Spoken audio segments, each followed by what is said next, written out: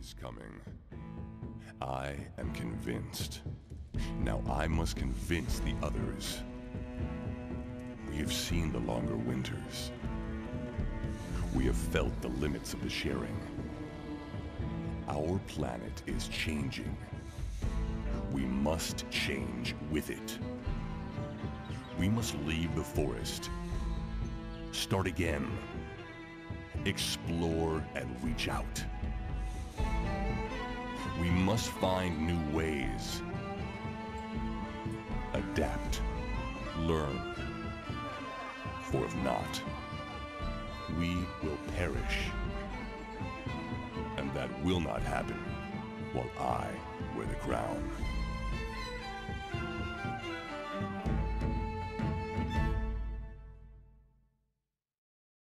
Notre périple commence avec une petite communauté d'indomptés, perdue au milieu d'un paysage vallonné et couvert de forêts. Cette communauté est constituée de 2 groupes de chasseurs d'Ekari et de colons. Ces colons sont la pierre angulaire du jeu, car permettent de fonder des villes et ainsi de permettre aux indomptés de se sédentariser et d'exploiter les cases des régions qui constituent la carte. Chaque case du jeu dispose de différentes caractéristiques et fournit différentes ressources qui seront utilisées par notre civilisation afin qu'elle prospère. Il existe 5 ressources de base dans Endless Legend. La nourriture, qui permet de nourrir notre population et de la faire croître. La production, qui est utilisée pour construire différents bâtiments et unités dans nos villes. La science, qui permet de rechercher des technologies et qui multiplie les possibilités offertes pour nous développer. La brume, qui est une substance magique, qui sert de monnaie d'échange dans le jeu, avec différents usages et qui permet d'entretenir nos unités et nos bâtiments.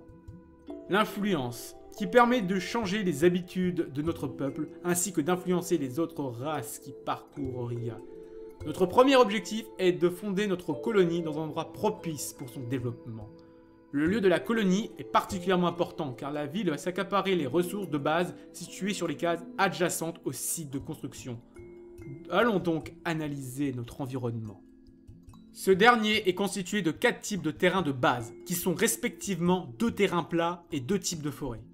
Nous avons les plaines, qui fournissent 3 de nourriture, mais ces derniers ne sont que 2 sur la carte, près de la rivière qui coule à l'est de notre position. Les prairies constituent l'essentiel du terrain au sud et le long de la rivière est. Elles fournissent 2 de nourriture et 1 de brume. Les forêts des indomptés fournissent naturellement 1 de production en plus en été. Nous avons la forêt tempérée qui constitue l'autre moitié des cases à l'ouest et qui fournit 1 de nourriture et 3 de production. Cette forêt se transforme au nord en forêt enchantée, sur 3 cases, et les cases de forêt enchantée ont un rendement de 1 de nourriture, 2 de production et 1 de science. Elles ont donc converti 1 de production en 1 de science par rapport aux forêts tempérées. On distingue bien la différence entre les 2 forêts car la forêt enchantée a des arbres avec des feuilles rouges, ce que n'a pas la forêt tempérée. De même que les plaines sont plus sombres que les prairies. Nous voyons également 2 anomalies qui sont des cases spéciales fournissant de grandes quantités de ressources. Loin à l'est, perché sur une falaise, nous avons ainsi des tiges d'acier qui fournissent en plus de la prairie 6 de production et 2 de brume. La deuxième anomalie est un marais mutant au sud, dans une forêt tempérée. Ce dernier procure 4 de science et 2 de brume. Nous avons donc 2 sites potentiellement intéressants pour fonder notre ville. La première est située à l'est des tiges d'acier et fournirait beaucoup de production, ce qui rendrait la ville très productive. La nourriture y serait correcte et les 2 forêts enchantées fourniraient un petit bonus de science, mais la brume manquerait de base dans cette ville. Le deuxième site est à l'ouest du marais mutant. La production y serait moindre, bien que restant élevée en raison des nombreuses forêts tempérées, et se révèle plus équilibrée en termes de brume et de science. C'est le deuxième site qui va servir de fondation à notre ville, car fournit plus de science, ce qui est essentiel au développement d'une civilisation prospère. Ainsi, la ville de Harel fut-elle fondée, au milieu de la forêt, respectant les coutumes des indomptés. Maintenant, allons voir notre ville de plus près. La partie la plus importante de la ville est le tableau en haut à droite. Ce dernier récapitule la production des 5 ressources de base. Nous avons une ligne qui correspond à la production des cases de la ville, soit à celle du centre-ville et des cases adjacentes. Par exemple, nous avons 15 productions fournies par les 5 forêts qui sont exploitées. Comme vous l'aurez constaté, le centre-ville apporte des modifications aux ressources de base de ce dernier, car fournit un point de science, un point de brume, un point d'influence, mais retire un point de nourriture. La première ligne du tableau correspond au rendement de notre population et donc à ce que produit une unité de population. La population est montrée dans la deuxième ligne et cette dernière peut être librement répartie entre les 5 ressources de base. Actuellement, nous n'avons qu'un seul point de population et nous allons le laisser sur la nourriture afin qu'il donne 4 points de nourriture en plus. La quatrième ligne indique les différentes modifications qui s'appliquent à nos différentes ressources. Ici, nous avons la consommation de nourriture par notre population. Chaque point de population consomme 2 points de nourriture et toute la production de nourriture excédentaire est transférée dans les stocks. Quand le stock atteint un certain seuil, une nouvelle unité de population est créée et le seuil de nourriture à atteindre pour avoir une nouvelle unité de population augmente. Ici, avec une production de 10 de nourriture, l'on voit que l'on aura une deuxième unité de population dans 3 tours. Concernant la brume, nous avons une modification de plus 12 points de brume. Ce dernier vient des bâtiments de notre ville.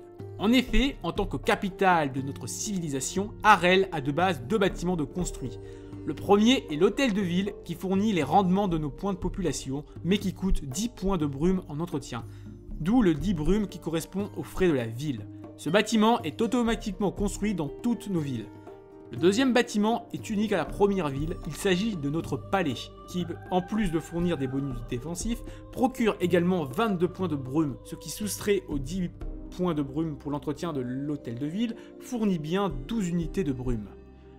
Notre ville produit 5 points de science en raison de 4 points pour l'exploitation du marais mutant et 1 en raison du centre-ville. Ces derniers nous permettent de rechercher différentes technologies qui permettent de débloquer différents bâtiments, de renforcer nos défenses, des unités, etc. En résumé, les technologies permettent d'évoluer dans le jeu. De base, nous avons 2 technologies fournies par notre civilisation. Le grenier à grains qui est un bâtiment augmentant de 10 points ainsi que de 15% notre production de nourriture pour un entretien en brume de seulement 1. Le système d'assainissement est lié à l'approbation, qui est un système de jeu que nous verrons dans une prochaine vidéo. Actuellement, nous sommes à l'ère 1 et nous pouvons rechercher toutes les technologies de cette ère. Chaque technologie d'une même ère coûte le même prix en points de science, soit pour l'ère 1, 28 points de recherche, ce qui fait qu'avec les 5 points de recherche actuels, nous permet de découvrir une technologie tous les 5 à 6 tours environ. Pour passer à l'ère suivante, rien de plus simple, il suffit de rechercher 8 technologies de l'ère précédente. Chaque ère permet en outre d'apporter des modifications au gameplay, mais nous le verrons en temps voulu. Il existe en tout 6 ères dans le jeu, et la 6ème ère est liée à la condition de victoire scientifique. Les technologies sont réparties en 4 catégories: militaire, économie-population, expansion, science et industrie. Nous devons décider d'une technologie à rechercher. Heureusement, nous avons le grenier à grains, ce qui nous permet de compenser la faible nourriture de notre capitale. De même que la brume nous est suffisamment donnée par le palais. Nous ne connaissons pas de menace inutile de rechercher du militaire. Les technologies pour avoir des bâtiments de recherche sont intéressants car permettent de débloquer plus vite de nouvelles technologies. Cependant, nous allons rechercher la technologie groupe de recherche, car nous sommes au début du jeu et nous allons explorer notre environnement. Cette technologie permet à nos explorateurs de plus souvent trouver des choses intéressantes dans les ruines qu'ils exploreront. Enfin, notre dernière tâche ce tour-ci est de produire quelque chose dans notre ville. Nous ne sommes pas menacés, donc inutile de produire de nouveaux chasseurs d'Ekari. 2 bâtiments retiennent mon attention. Le monument au fondateur, qui est un bâtiment unique fournissant un bonus de 2 points à toutes les ressources de base, ce qui permet de compenser les faiblesses de notre ville.